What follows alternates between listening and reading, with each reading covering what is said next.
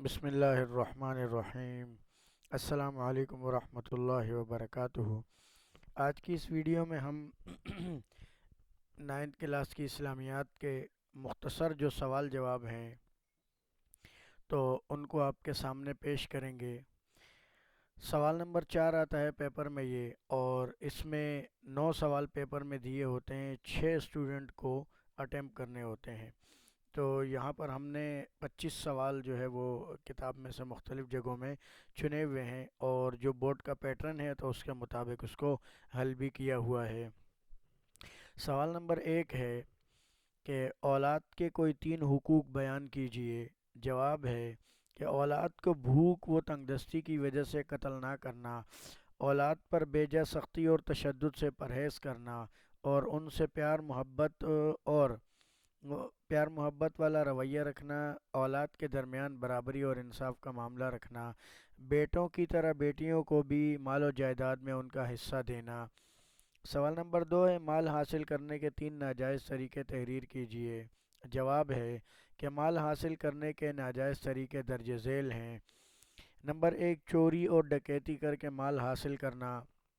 Number 2 غصب، چھیننا، دھوس دھوکہ اور رشوت کے ذریعے کسی کا مال ہتھیانا، ملاوٹ اور ناپ تول میں کمی کرنا وغیرہ اس کے ذریعے مال کمانا۔ سوال نمبر 3 ہے غلبہ و اقتدار ملنے کے بعد مسلمان حکمرانوں کے فرائض کیا ہوں گے؟ 3 فرائض تحریر کیجئے۔ جواب ہے کہ غلبہ و اقتدار ملنے کے بعد مسلمان حکمرانوں کے فرائض درج ذیل ہوں گے۔ نمبر 1 نماز قائم کرنا، جس کے ذریعے انسان کا تعلق اللہ سے مضبوط ہو سکے۔ نمبر 2 زکوٰۃ کی ادائیگی کو یقینی بنانا تاکہ لوگوں کی ضروریات کے لیے مناسب انتظام ہو سکیں۔ اور نمبر 3 نیکی کا حکم دینا اور برائی سے منع کرنا تاکہ امن و امان علاقے میں اور معاشرے میں امن و امان قائم رہے۔ سوال نمبر 4 ہے کہ حدیث کے لغوی اور اصطلاحی معنی تحریر کیجئے یا سنت کے لغوی اور اصطلاحی معنی تحریر کیجئے۔ اس یا کا مطلب بیٹا یہ ہوتا ہے کہ دونوں میں سے کوئی ایک کرنا ہے، دونوں نہیں کرنے۔ جواب ہے کہ لفظ حدیث کے لغوی معنی بات چیت اور نئی چیز کے ہیں۔ اصطلاح میں حضور صلی اللہ علیہ وسلم کے قول، فعل اور تقریر کو حدیث کہا جاتا ہے۔ سنت کے لغوی معنی طریقہ اور راستہ کے ہیں۔ اصطلاح میں حضور صلی اللہ علیہ وسلم کی زندگی گزارنے کے اختیار کردہ طریقے کو سنت کہا جاتا ہے، اور ایک ایسا عمل جس کو نبی اکرم صلی اللہ علیہ وسلم نے ہمیشہ کیا ہو، یعنی جب آپ نے شروع کیا تو اس کو ہمیشہ کرتے رہے ہوں، اس کو بھی سنت کہا جاتا ہے۔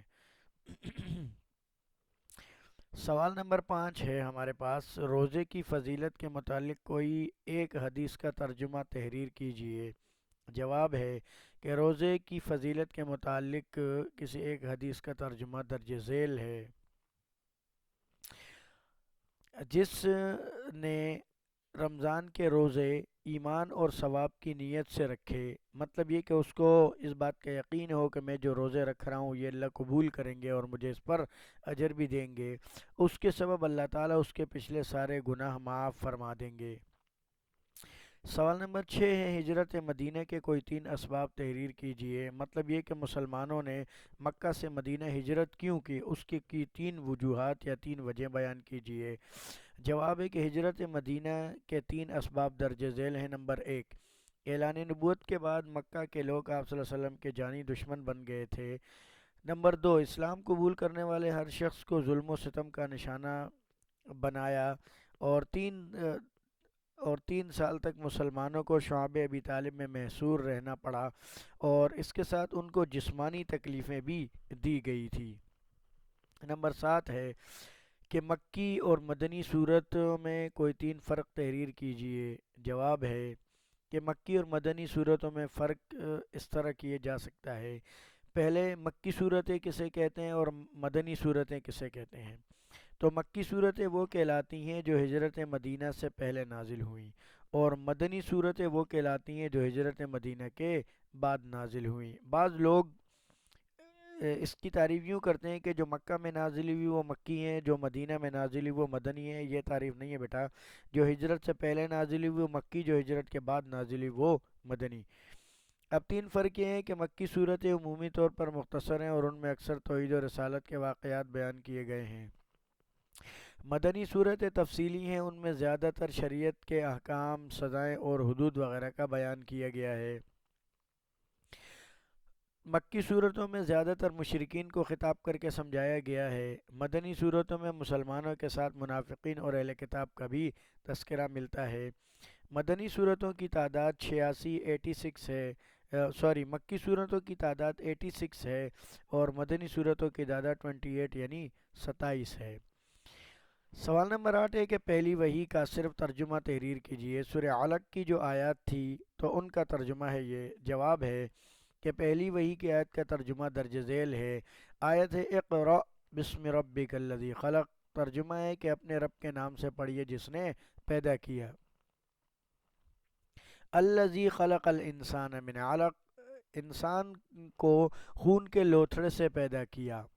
اقرأ وربک الاکرم، پڑھیے اور آپ کا رب بڑا کریم ہے۔ علم بالقلم، جس نے قلم کے ذریعے سکھایا یا قلم سے سکھایا۔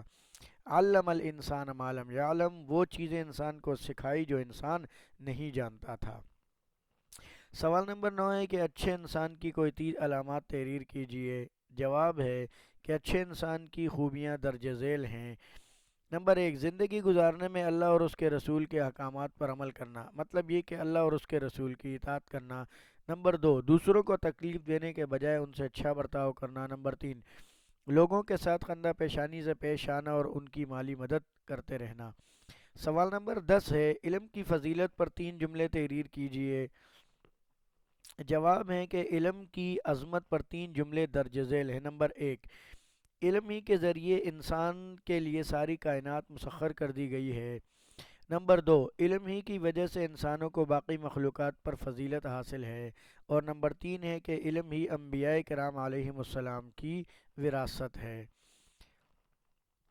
اس کے بعد سوال نمبر 11 ہے ہمارے پاس کہ حیا کی کوئی 3 فضیلتیں تحریر کیجیے۔ یہ فضیلتیں بھی ہو سکتی ہیں، فوائد بھی ہو سکتے ہیں، ٹھیک ہے، کوئی بھی نہیں، یہ سوال آ سکتے ہیں کہ حیا کی کوئی 3 فوائد بیان کریں یا 3 فضیلتیں، تو جواب بیٹا یہی ہوگا۔ جواب ہے کہ حیا کی کوئی 3 فضیلتیں درج ذیل ہیں۔ نمبر 1، حیا انسان کی ایک ایسی خوبی ہے جو اس کو بد اخلاقی اور برائیوں اور گناہوں سے روکتی ہے۔ یہ صفت جس انسان کے اندر ہوگی وہ برائی کے پاس نہیں بھٹکے گا بلکہ نیکی کی طرف مائل ہوگا، مطلب یہ کہ وہ گناہ کی طرف نہیں جائے گا، ہمیشہ نیکیوں کو پسند کرے گا۔ حیا کی خوبی انسان کو ہمیشہ زندگی میں پاکیزگی اور صفائی اور ستھرائی کی طرف راغب کرتی ہے۔ سوال نمبر 12 ہے کہ پڑوسی کی 3 اقسام تحریر کیجیے۔ جواب ہے کہ سورۃ النساء میں پڑوسی کی 3 اقسام بیان کی گئی ہیں۔ نمبر 1، وہ پڑوسی جو رشتہ دار ہو۔ نمبر 2، وہ پڑوسی جو صرف پڑوسی ہو، مطلب یہ کہ مسلمان ہو اور پڑوسی ہو، رشتہ دار نہ ہو۔ نمبر 3، عارضی پڑوسی جو کچھ وقت کے لیے پہلو میں ٹھہرا ہو، جیسے کلاس فیلو یا ساتھی وغیرہ۔ تو اس میں جو پڑوسی رشتہ دار ہے تو اس کے 3 حق ہیں، ایک اسلام کے، ایک رشتے کے اور ایک پڑوس کے۔ اور ایسا پڑوسی جو صرف پڑوسی ہے یعنی اس سے کوئی رشتہ داری نہیں ہے تو اس کے 2 حق ہیں، اسلام کے اور پڑوس کے۔ اور جب عارضی پڑوسی کہا جائے تو اس سے بھی یہی 2 قسمیں مراد ہیں، اسی طرح ان کے بھی حقوق ہوں گے۔ سوال نمبر 13 ہے، صلہ رحمی کے کوئی 3 فوائد تحریر کیجیے۔ جواب ہے کہ صلہ رحمی کے فوائد درج ذیل ہیں۔ نمبر 1، صلہ رحمی سے اللہ اور اس کے رسول کی رضامندی حاصل ہوتی ہے۔ صلہ رحمی سے انسان کے رزق میں کشادگی پیدا ہوتی ہے۔ صلہ رحمی کی برکت سے اللہ تعالی انسان کی عمر دراز فرما دیتے ہیں اور آپس کے تعلقات اچھے رہتے ہیں۔ سوال نمبر 14 ہے، عبادت کے انسان کی عملی زندگی پر کوئی 3 اثرات تحریر کیجیے۔ جواب ہے کہ عبادت کے انسانی زندگی پر 3 اثرات درج ذیل ہیں۔ نمبر 1، نماز کی پابندی انسان کے اندر اوقات کی پابندی، ظاہری و باطنی طہارت و پاکیزگی کی صفت پیدا کرتی ہے۔ عبادت کی پابندی سستی، کاہلی اور وقت کو ضائع کرنے جیسی بری خصلتوں کو ختم کر دیتی ہے۔ عبادت انسان کو سماج کے ساتھ مل جل کر رہنے کا سبق دیتی ہے۔ آج کی ویڈیو ہماری مکمل ہوئی، امید ہے کہ آپ کو سبق سمجھ میں آیا ہوگا یہ، تو اس کو زیادہ سے زیادہ شیئر کریں تاکہ اور طلبہ کو بھی اس سے فائدہ حاصل ہو سکے۔ دعاؤں میں یاد رکھیے گا۔ السلام علیکم ورحمۃ اللہ وبرکاتہ۔ اللہ حافظ۔